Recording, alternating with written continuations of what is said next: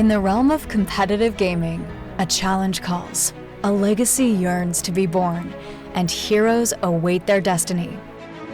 At Esports U, we strive not to be mere witnesses from the sidelines, but storytellers, chroniclers of the odysseys undertaken by programs, teams, conferences, brands, and individuals alike. The path taken is illuminated by more than just raw skill. It's lit by courage, passion, and discipline.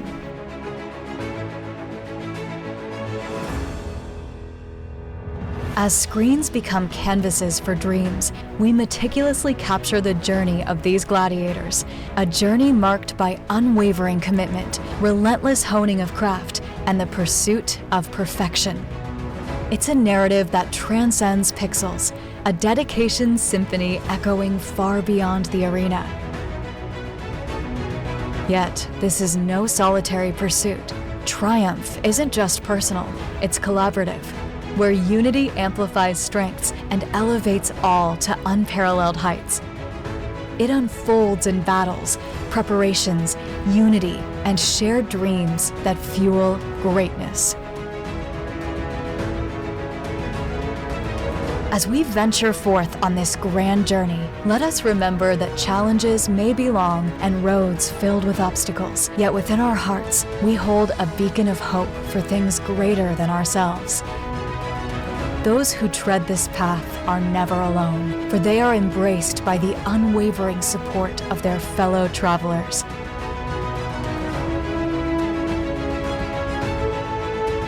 These connections, forged among family, friends, colleagues, and dedicated trailblazers, are unbreakable, forming a powerful alliance that embodies the very essence of what humanity can achieve when united by the common love of gaming.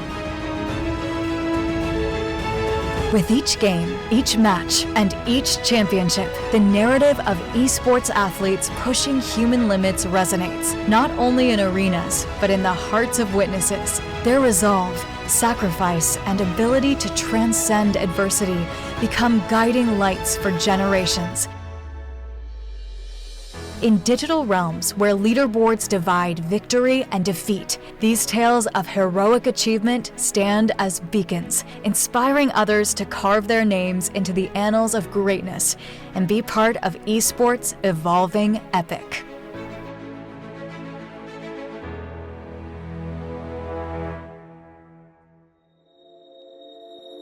Greetings, esports enthusiasts, and welcome to the inaugural episode of our captivating series, The Road to May Madness. My name is Keegan Clutch Key Ota, your host for this thrilling journey wherein 4 esteemed Arizona colleges vie for the prestigious title on the grand stage of the May Madness CECC Finals at the iconic Esports Stadium Arlington in Texas. This groundbreaking series showcases the Western Cactus League, a newly sanctioned conference comprising of Grand Canyon University, the University of Arizona, Northern Arizona University, and Arizona State University.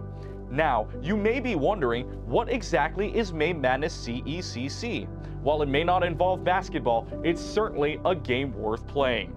The CECC, or Collegiate Esports Commissioners Cup, brings together college esports programs from across the nation to compete in various video game titles for the esteemed title of the best in each. In this series, we shine a spotlight at one such title, Overwatch. As we progress, you'll gain insight into the world of competitive video gaming and understand why colleges nationwide are offering scholarships to top-performing esports athletes.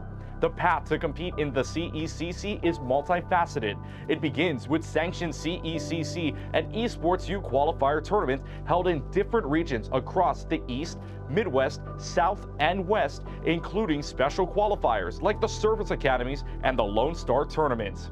Furthermore, automatic bids are granted to national esports conferences, such as the National Esports Collegiate Conference, or NECC, and the Eastern College Athletic Conference, or ECAC. As illustrated in our diagram, conferences reminiscent of Division I sports, including the Big Esports Conference, aka the Big Ten Conference, Mountain West Conference, Big Sky, ACEC, also known as the Atlantic Coast Conference, and the American Athletic Conference are pivotal in determining champions. These champions, alongside those from various tournaments and leagues, will converge at May Madness, the esports equivalent of the Big Dance. Over one electrifying weekend at the legendary Esports Stadium Arlington, teams will battle for supremacy in their respective games, aiming to lift the Commissioner's Cup and etch their names in collegiate esports history. As Esports U, we take immense pride in officially sanctioning the Western Cactus League, offering Arizona schools not only the opportunity to compete for substantial scholarship prizes, but also the coveted bids to May Madness. Coming up, we'll acquaint ourselves with the 4 participating schools in this exhilarating new Desert League as they vie for supremacy in the Southwest. Stay tuned as we continue our journey on the road to May Madness. Welcome back to the road to May Madness. Now it's time to meet the teams participating in the new Western Cactus League. They are the University of Arizona, Arizona State University, Northern Arizona University, and the hosts of this inaugural league, Grand Canyon University.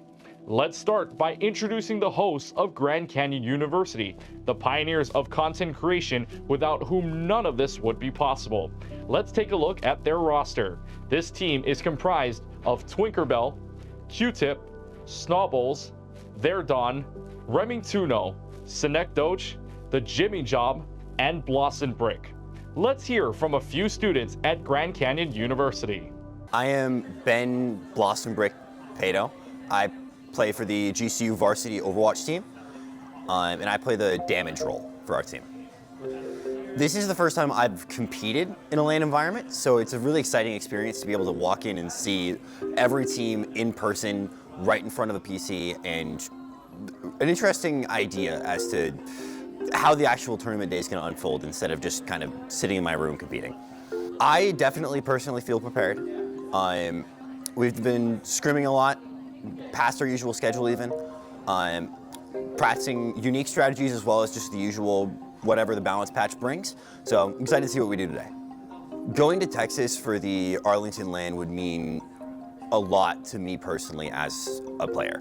I would have the chance to not only go against professional players from the days that I started playing the game, but also compete at the highest possible level for myself, which would mean the world to 16-year-old me. My name's Alex. I go by Snobbles in game, and I play for the Overwatch team. I think it was really cool. We definitely lost a couple of fights. I definitely think I could have played better. That last fight was really scrappy though. We did kind of get away with it, but definitely very unorganized. Definitely should have lost that fight, but we got it out. This is my second time, but it's my first time playing on a varsity team. I played on the JV team 2 years ago, and it got absolutely destroyed. But you know, it's my first time playing as like a shooter at a LAN, and I'm having a good time so far. Once again, our heartfelt appreciation to Grand Canyon for graciously hosting this new league. And now, let's introduce Arizona State University, the club program whose competitive prowess and fervent player base have propelled them to numerous successful seasons, establishing them as one of the premier teams in the Western region. Let's go ahead and take a look at their roster. This team is comprised of Aurora, J-Man, Anhu, Angelic, Scylla, Z-Panther, and Oath. Now, let's hear from some of the members at Arizona State University.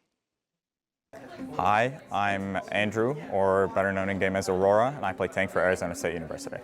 Our expectations were what we executed. We had really high expectations for ourselves because of the practice we put in. We feel as though all the time and practice we put in has finally paid off, and we expect not only to do that to NAU, but to every team in this tournament, and hopefully continue to show why we're the best team in Arizona tomorrow. At our core, we're just a group of 5 friends, and more importantly, we're really vocal players. My name is Connor Anhu. I play for ASU Overwatch, and I'm the flex DPS for the team. This is my mom, Lisa Hassel, or Lisa anyway, I bet. Yeah. What's it like being in a live stadium like this, watching your son compete? It's very interesting, and she's been watching me compete since high school from TV streaming. Yeah. So that was really cool, and she really enjoys it. Nice. So as I was growing up, when I played games, it never bothered her when I was like loud, because obviously she can't hear. So, Nice. No. yeah. As he got older, did you expect to see him competing at this level? Like, After she saw me in high school, we thought I'd be good to go to ASU. Before we proceed, here's an interesting tidbit. Arizona State's Overwatch team clinched victory in the CECC West Regional earlier this year, securing a spot in May Madness. However, ASU will compete in the tournament solely for scholarship funds and the honor associated with it, as their previous win exempts them from affecting other teams' placements. Coming up, we will introduce the remaining two schools in the Western Cactus League, Northern Arizona University and the University of Arizona. Join us when we return on the road to May Madness. Welcome back to the road to May Madness. Now it's time to introduce the other two teams from Arizona that will be playing in the Western Cactus League. Let's now introduce Northern Arizona University. They hail with experience from the Big Sky Conference and look to establish a name for themselves against their regional brethren. This roster comprises of Casey Dunn, Cheeto, Plebbles, Saikana, Loki, Skyser, and Chai. Now, let's hear from some of the members from Northern Arizona University.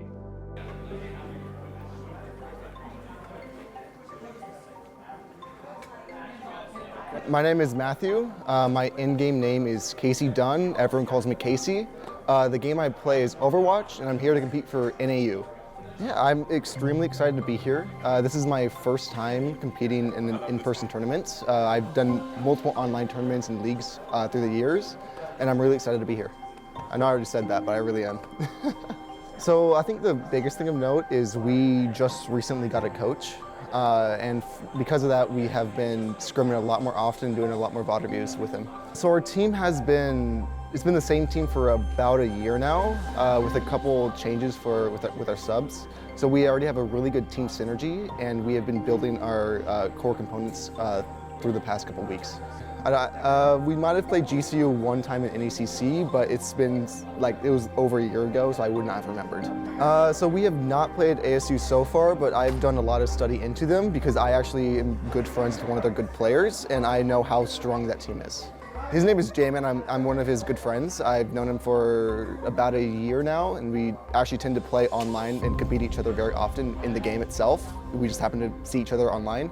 And because of that, I know that their team is very strong, and because of that, I've studied into their team pretty well. I actually don't know much about University of Arizona. I've heard some news recently about their team, but I haven't looked too much into what their team is, and I was surprised to see that they were seed 1. I'd be extremely excited if it was possible for me to go to Texas. Again, this is my first in-person LAN. It'd be awesome to have a second time to go to a LAN. Also, I do believe ASU is already qualified, so even if we end up getting second and they get first, there's still a chance that we can make it. Northern Arizona looks to make a name not only in Rocket League after winning the Big Sky Conference, but in other games as well. And last, but certainly not the least, our fourth school we introduce is the University of Arizona, a varsity program that has had its fair share of esports history, but looks to reclaim the throne. Now, let's take a look at the roster that comprises of Dragnever, Wayfarer, Vitali, Nope, and Schmurda. Now, let's talk to some of the players from the University of Arizona. My name is Cameron Sabia, aka Wayfarer, and I play Overwatch 2 for the University of Arizona Esports team. I'm really excited. This is my first LAN, and part of the reason why I joined this program was for opportunities like this, so it's really exciting. We've been spending a lot of time inside and outside the game just getting ready for this LAN and making sure that we come with our best game. So we formed at the beginning of the fall 2023 semester. So I have been playing for this team for a few months now. It's been a really nice experience. I previously played for the club team at U of A. So transitioning to varsity with a couple of my former teammates from club was very nice as always. At the beginning of the semester, we had a new teammate join. His name's Kevin, aka Insomnia, and he went through one map and managed to dominate them all. So that was a very fun experience, but halfway through that domination, we had a, I think, 10-minute pause.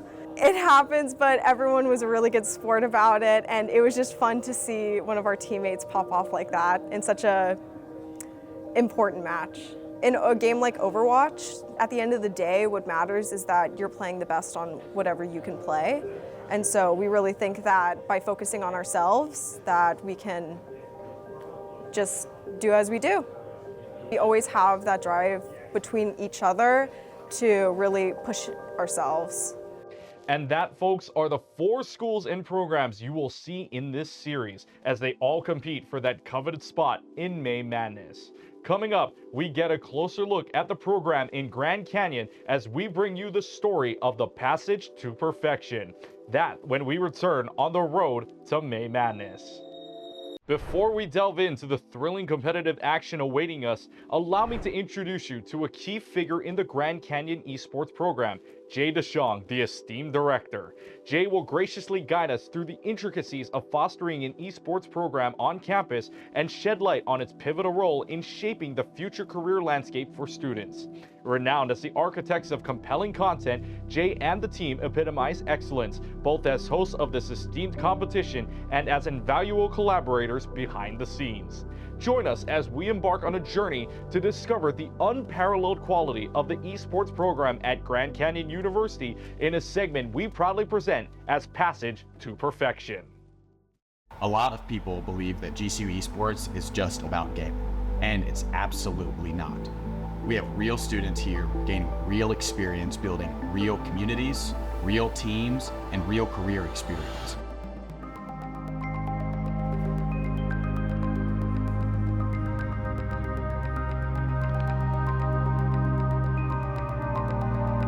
My name is Jay DeShong. I'm 24 years old and I'm the Director of Esports Operations at Grand Canyon University. So like most people, I got involved with gaming at a pretty young age. I think for me it started with Nintendo games. So Super Mario Brothers, Legend of Zelda. I got a big Zelda tattoo right here and big mom tattoo I think on this side, rock side.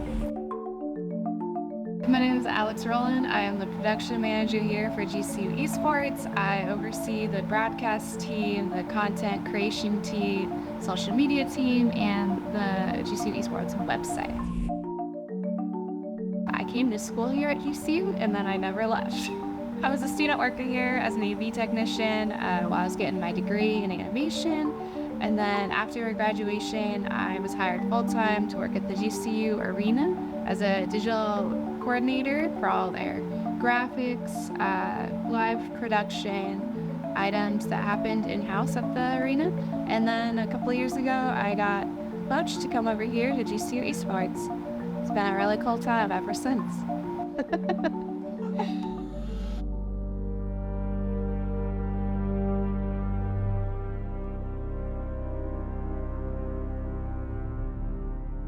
Biggest thing for me past being a home at GCU Esports is, like I said, finding more space. And for us, the big number for that is 2,000 members. So in the first couple of years that I was here, we had been in kind of the 600, 700 range for members. In the last year and a half, we kind of doubled that from 600, 700 to now 1,400. We're able to make our case a little bit better for extra space on campus to better serve our students. I'd say the biggest goal with all of our events on campus, whether it's esports focused or not, is creating a sense of community for folks on campus, right? Whether that's our Women Wednesdays and making sure that women know that they have a safe space to game and create community on campus, whether that's our Gaming for All event, which is almost a way for the gamers to get outside, right? Maybe get outside of their comfort zone a little bit. All of our events kind of exist for the same reason that we do, is to create a sense of community and a sense of home for a lot of different students on campus. And we try to do that with a lot of different activations, with a lot of different itineraries and activities planned, right? And so I would say that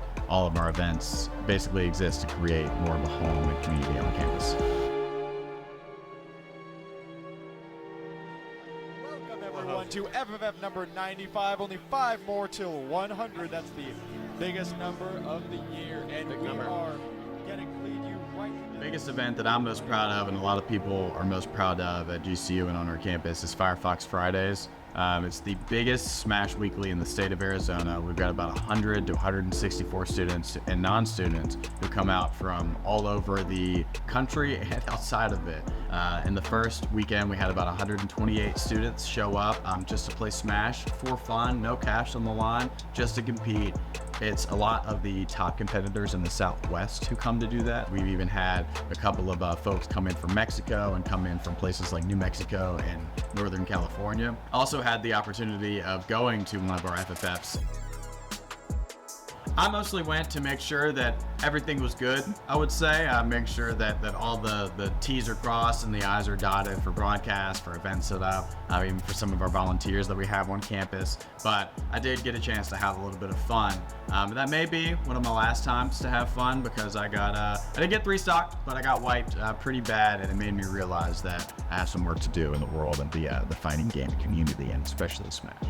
Knowing that FFF exists as a place for high-level competition, even without some of that monetary incentive, is a really big deal to me and a lot of students both on and off of our campus.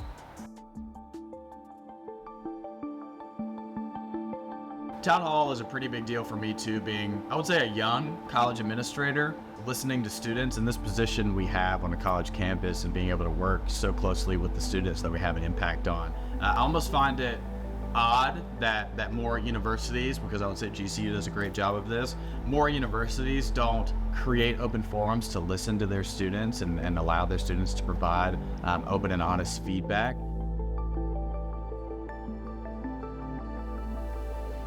So our town hall exists as a way for everybody, whether it's club leads, community leads, student leadership, coaches, regular students, right? Non-students, even if they're on campus around and see our flyers. Town hall exists as a way for people to come in and tell us what they want to see, where they want to go, and what they want us to stop doing. What that largely comes down to is the different games they want us to buy, the different facility pieces they might want to see in here, right? The different type of initiatives they might want to see on campus, whether it's more Women Wednesday or more Pope and Rain or more FFF, right? Town Hall exists as a way for students and mostly to provide feedback on what we're doing or not.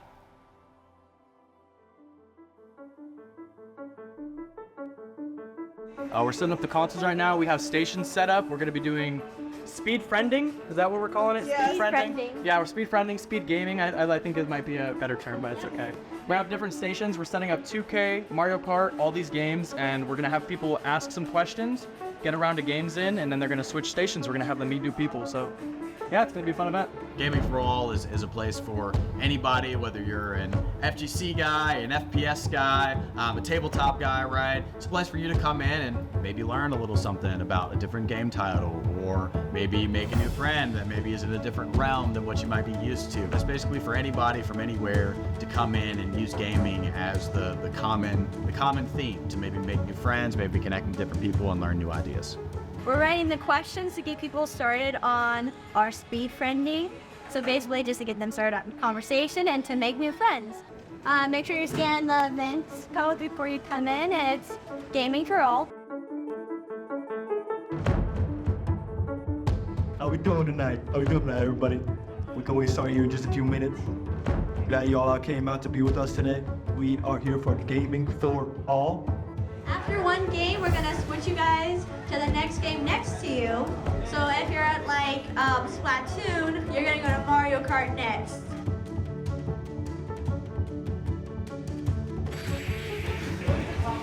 Competitive, that's all I am. I take those, I win those all day, every day. I'm just fun. These are the mouse pads we're giving away. Rockstar was very nice and gave us a ton of mouse pads to give away. So we're gonna do a rock, paper, scissors competition. We're gonna start the rock, paper, scissors competition. You get 1 life. After you lose, just go sit down. If you win, put your hand up and go to the next person that has their hand up. Mark, come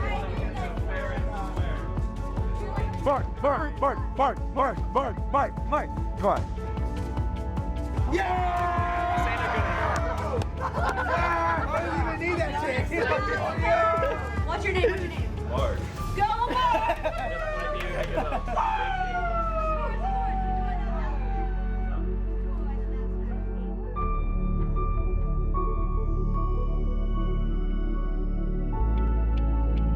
So the event's almost over now, and everyone's still in there having fun.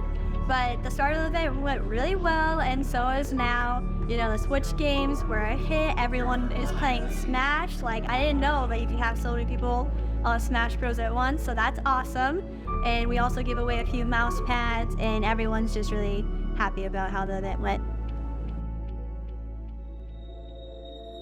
A Women Wednesday events is a time once a month where women can come into the facility, and it's really just for them. We have a very high women population, so we wanted to make sure that we are making the GCU Esports Arena available to them just as easily as the rest of our population here on campus. Last year, Tiana started Women Wednesdays as a way to get women more involved with our gaming community on campus. When I got here, you count on one hand how many women we had in our facility. Being the oldest brother of 3 sisters sat with me a little wrong, so I and Tiana together kind of decided that we were gonna make a change and do something about it. And so we created Women Wednesdays, where we shut down the facility entirely for women to come in and create a safe space and a sense of community. Last year we created this event. This year we're bringing it back. We raised it from less than 1% to 22%. So I'm extremely excited about Women Wednesdays this year because of the impact I know that it had on our students last year. There's so many girls. There's so many girls. That's all I have to say about it. So many? Wait, I don't know what to say. Speechless, man, speechless. Where is the line between dreaming and feeling blue? It's 4 o'clock in the evening. I haven't left my room, but the truth is, if I'm honest, oh my gosh, Women Wednesday is so fun. The Barbie theme was so cute. Everyone's wearing pink. It was just a great time. dreaming and feeling blue. It's 4 o'clock in the evening. Ladies Lounge is kind of the next step in the integration process. We didn't want Women Wednesdays to become kind of a sectioned off piece of who we are and what we do. We still let women come in, play for free, but we're also letting normal operations continue in the esports arena. And then to help support that initiative, we let anybody on campus, if they wear pink in their clothing from 4 to 8, then they also get to play for free.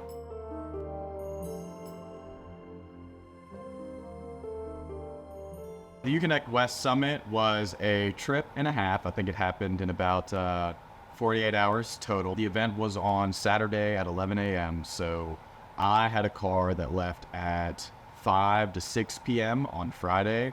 And then Alex had another car leave at Saturday at about 4 a.m.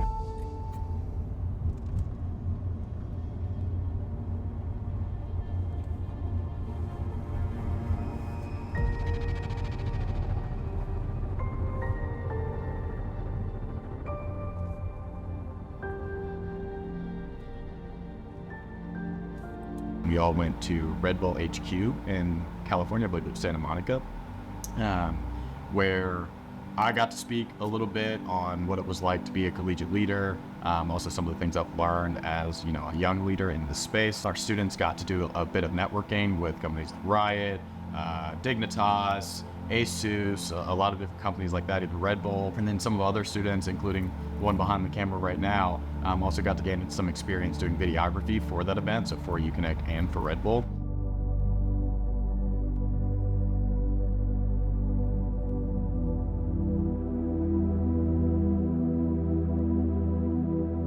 We got to wrap it up with some races on the beach. We all went out and hung out at Santa Monica GTA Pier, and we got to stick our feet in the sand for a bit and race around like boys do.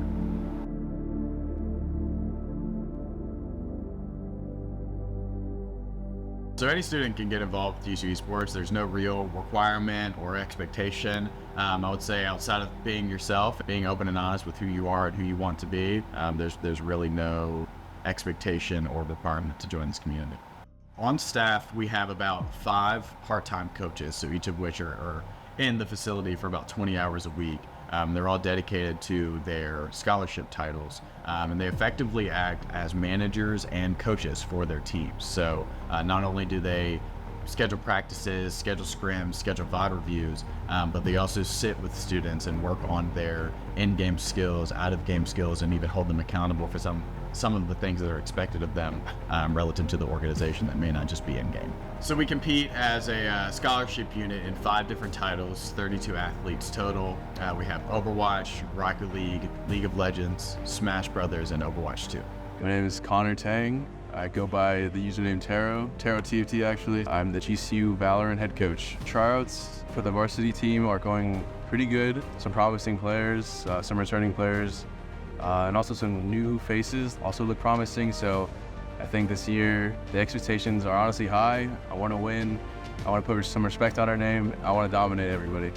We're not going to get lazy. We're not going to get stagnant. We're going to play ranked every day. We're going to VOD review. We're going to look at some strats, put in like 150% this year just to win it all. Got a little bit of a rock to start getting everyone in lobby. It's the usual, getting 30 people trying to organize. So pretty good so far though. We do have like 2 players that are incoming freshmen that are pretty high ranked. One's actually a really good leader. We haven't really seen much comms like his in the past. He's pretty outspoken. We're trying to build the best team we can. We're trying to give these students a way to express themselves and enjoy their time as a college student while also being competitive and belonging to an organization where they could feel like a family. It's really something that you're not going to find anywhere else. GCU Sports is great. I've actually been around for 9 years. I founded the club with a couple of other guys, and it came from a bunch of students just on laptops playing League of Legends to a 72 computer arena where we have scholarships.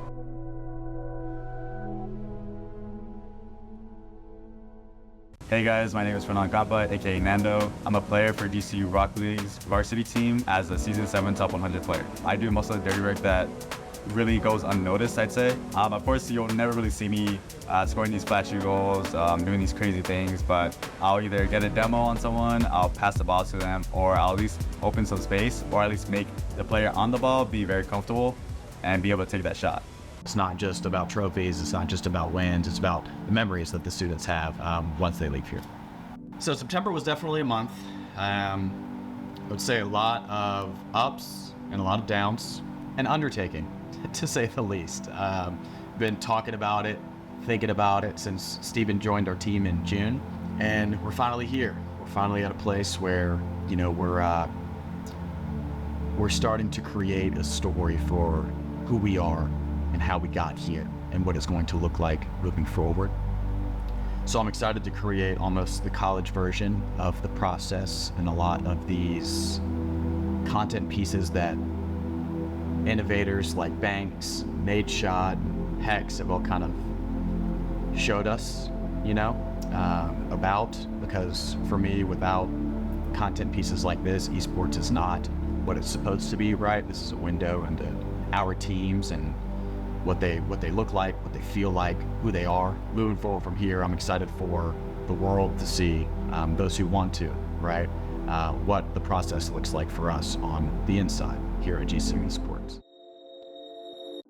Welcome back to the road to May Madness, where meticulous planning and execution converge to deliver an unparalleled esports experience. Behind the scenes of this grand event lies a multifaceted process aimed at not only captivating the audience present on the grounds of Grand Canyon University, but also engaging those tuning in remotely via the Grand Canyon Esports YouTube channel. The seamless orchestration of this broadcast necessitates the collaborative efforts of numerous individuals, each dedicated to ensuring a flawless presentation that immerses viewers in the unfolding excitement. Today, we are honored to have Kyler Tandle, the esteemed Senior Director of Esports Studio and Production at Esports U, join us. Kyler will shed light on the intricate workings behind the scenes, detailing the meticulous setup of both the venue and broadcast infrastructure, as well as the collaborative synergy with students to deliver an unforgettable spectacle. My name is Kyler Tandle, and I am the Director of Production and Studio Operations here at CSMG Esports U. So when we're talking about the Western Cactus League, I think it's a little bit of fun to really rewind the clock and take it back all the way to where it was incepted, right? What the birth of the Western Cactus League looked like. And for that, we're going back all the way to about February of 2023 with our regional open qualifiers for the West. And so this is where GCU at the time had made top 8, so that then qualified them to participate and attend their first live event at Boise, Idaho, Boise State's campus, for the West Regional Qualifier, where teams at the time, very similarly to what they had this year, were fighting for their spot at Texas. And I really, as the way the CECC regionals work, right, for those of you who are maybe wondering what does that mean or what does it look like, we do a format where anybody within certain states or provinces, they get to participate in our open qualifiers, and that's where we whittle the field down to a top 8 who then participate at our regional events for these spots at our finals and May Madness. So at the time, right, for the Western Regional, we were looking at heavy hitters like Boise State, Grand Canyon. We were looking at people like UCI, San Jose State, right? All these West Coast powerhouses that you would be expecting. That's kind of where we were seeing who then is going to get their ticket into the May Madness qualifier. So really at the time, that was our first event where we got to meet Jay and really seeing how Grand Canyon and their teams fare against the others, the best in the region, so to speak. And that's where Grand Canyon actually did end up getting a bid for Rocket League to then go to May Madness. They got to travel there, and I think that's really where Jay, after attending that event and seeing what was going on, really wanted to increase, right, what he could do, what his teams could be a part of and things like that. And what we as Esports U, we wanted to, and we still want to, support as many of these regional leagues as we can, right? These state-based or these regional-based leagues and conferences, right? In places where maybe there isn't as much competition as you would previously or traditionally think, just based on what schools are in the region, what conferences, right? How many opportunities do these teams have to compete? So those were some of the things that we looked at to then fast forward over the course of the rest of 2023 through working with Jay, through working with Grand Canyon. We were able to then put together what in the beginning was the Arizona Cactus League and what is now the Western Cactus League, so that we can have a live event for more of these schools within the Western region. And so having these events on campuses, being able to show people, whether that's a competitor, an attendee, a spectator, or just a random passerby, right? An esports event and not being able to compete and see what that looks like. I think those are some of the big bonuses and some of the big reasons why we know it's so important for these events to happen live on school, on school grounds. And that's where we're very thankful for a partner like Grand Canyon for really kind of helping bring this to life, right? Providing the venue, providing all the support they did. As we speak to what it takes to put on an event like this, I think that is really where there are some very large buckets and some things where there's a lot that needs to go into an event prior to it happening, right? There's a lot of prep work, there's a lot of things that goes into creating an event like the WCL, where you have to do all of this work beforehand, and that really does fall into the buckets of the operational side. So you're taking a look at the venue and the logistics of just having computers ready, having food, drink, power, internet, right? Kind of just bare necessities you need for competitive gaming to happen.